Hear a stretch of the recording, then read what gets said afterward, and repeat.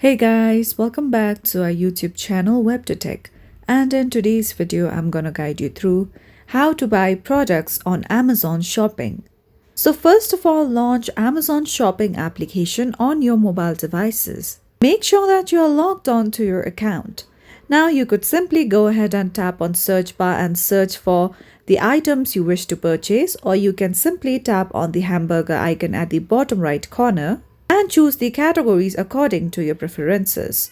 So for now, let's go to women's steel. From here, tap on any product you wish to purchase. Once you come over here, you can simply scroll down below. You can choose the product preferences according to your choice. You can also select your size if you are buying some clothing item.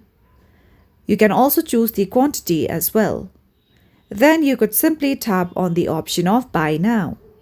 Now once you come over here, make sure you add a delivery address. You could add it manually, or you can simply tap on the option of find a pickup location near you.